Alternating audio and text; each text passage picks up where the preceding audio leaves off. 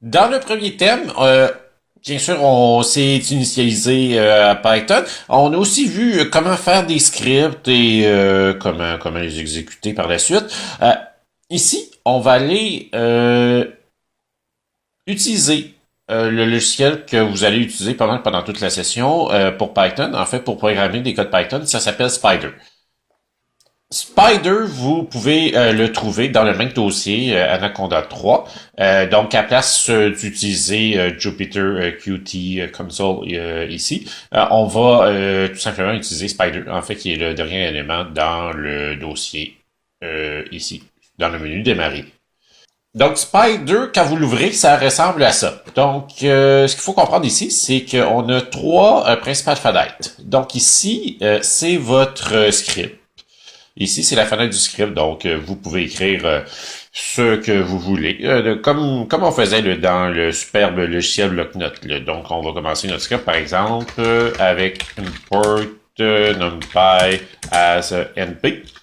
Et après ça, supposons qu'on fait a est égal à np.cos de 3, hein, par exemple.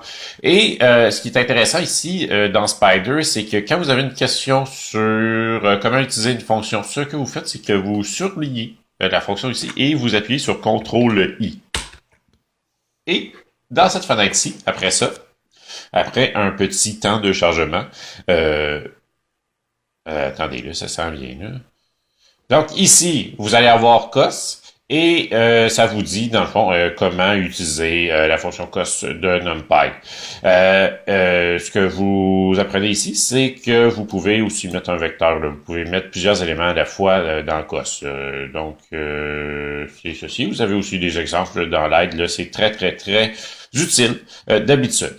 Et ici, ce que vous avez en fait, c'est la console Jupyter Qt Console. C'est la même chose dans le fond qu'on a utilisé dans le premier thème. C'est vraiment la console, mais ici, elle est à l'intérieur d'une des trois fenêtres dans Spider. Donc, ce qu'il faut comprendre ici, c'est que ici, l'encadré ici, ça provient d'une vidéo précédente que vous êtes supposé avoir visionnée. Donc, on avait la console ici, Jupyter Qt Console, et on avait le script qui était dans l'extravagant logiciel Blocknote. Donc, ce qu'il faut comprendre ici, c'est que la console ici que vous avez, c'est exactement la même chose. Donc, c'est ce qui se retrouve dans cette fenêtre-ci de Spider, alors que ici, Blocknote, c'est la fenêtre à gauche. Oui, coucou. Coucou, mon chat est venu me rejoindre.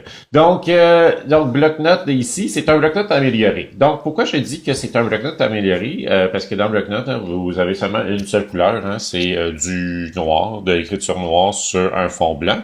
Et ici, quand vous programmez à l'intérieur de Spider, ça va colorer vos fonctions.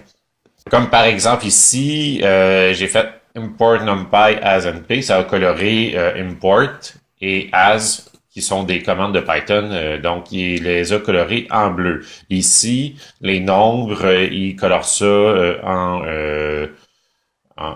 rouge-brun, là. Et les parenthèses ici, donc si vous regardez une parenthèse, ça va vous dire à quelle autre parenthèse plus loin elle est associée.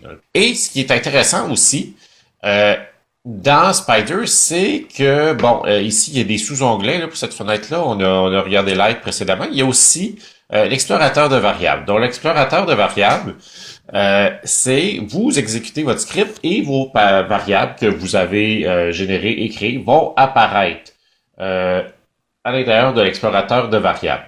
Et vous allez avoir le nom de la variable, le type, la taille de la variable, donc si c'est un vecteur, une matrice ou un scalaire, et vous allez avoir la valeur de la variable. Donc, on va exécuter le script. Pour exécuter le script, tout simplement, on appuie sur le gros bouton vert ici, là, qui est aussi la touche F5. Vous pouvez appuyer ici ou appuyer sur la touche F5, ça revient au même. Et ce qu'on voit dans la console ici, c'est qu'on a exécuté le script. Et ce qui est intéressant, dans l'explorateur de variables, c'est que vous allez avoir la valeur de A qu'on a définie à l'intérieur du script. Donc, A ici, on voit que c'est un float 64, donc ça veut dire que c'est un nombre décimal taille de 1, ça veut dire que c'est un scalaire, et on a la valeur. Vous pouvez aussi modifier directement la valeur en double-cliquant sur la valeur. Si vous voulez effacer les variables qui sont en ce moment dans l'explorateur de variables, ce que vous faites, c'est Reset ici, et ça va vous demander, voulez-vous vraiment effacer? Vous appuyez Y et vous appuyez Enter, et voilà, tout est effacé. Donc, ce qu'il faut comprendre quand on a appuyé sur le gros bouton vert, c'est que, en fait, dans le thème précédent, ce qu'il fallait faire pour exécuter un script, il fallait appuyer sur fallait écrire CD, emplacement du script, donc il fallait changer le dossier dans lequel on travaillait. En fait, il fallait le mettre dans le dossier dans lequel se trouvait le script qu'on voulait exécuter et il fallait, après ça, appuyer sur Run Script. Script ici, en fait, il fallait écrire Run Script, script étant le nom du script. Quand, dans Spider, vous appuyez sur le gros bouton vert ici, ces deux commandes-là, vous les faites sans vous en rendre compte. Donc, c'est très, très, très intéressant. C'est comme un petit peu tannant, là, faire ça là, à chaque fois qu'on veut exécuter un script. Donc, avec Spider, ça n'existe plus, ça. Là. Vous n'avez absolument plus à faire ça. Donc, le bouton vert ici fait ces deux commandes-là sans que vous vous en rendez compte. C'est-tu pas incroyable? Et, c'est ça. Une fois que vous avez entré votre script, donc Spider dans la console va exécuter le script, et ce qu'il faut comprendre, c'est qu'une fois que votre script est exécuté, il va transmettre les variables à l'explorateur de variables de Spider. OK? Donc, c'est la suite logique des événements qui se produisent quand on appuie sur le gros bouton vert ou sur F5 ici. Un dernier bouton qui est très important, c'est ce petit bouton ici. C'est un petit carré gris qui va devenir rouge quand vous exécutez votre code. Donc, quand vous appuyez sur la grosse flèche ou que vous appuyez sur F5 sur votre clavier, le bouton rouge, en fait, le bouton ici, le carré, devient rouge. Ce qui vous dit que votre code est en train de s'exécuter. Les calculs se font. Ça se peut que vous fassiez des codes qui ne finissent jamais, qui ne se rendent jamais à la fin, surtout quand vous allez travailler avec des boucles while. Ça, on va voir ça un petit peu plus tard, mais ça, en fait, pour arrêter un code qui est non fonctionnel et qui calcule sans fin, vous appuyez sur le petit bouton rouge ici. C'est aussi un indice qui vous dit que votre code est en train de calculer ce petit bouton rouge là. Enfin, dans les versions les plus récentes de Spider, vous avez aussi un bouton supplémentaire qui est à côté du petit carré qui est, c'est pas très clair ici, mais c'est une gomme à effacer. Ça vous permet de supprimer les variables que vous voyez dans l'explorateur de variables. Donc, si supposons vous avez la variable A définie et que vous appuyez sur la petite gomme à effacer ici, en fait, A va disparaître et vous ne pourrez plus l'utiliser à moins que vous redéfinissiez la variable A.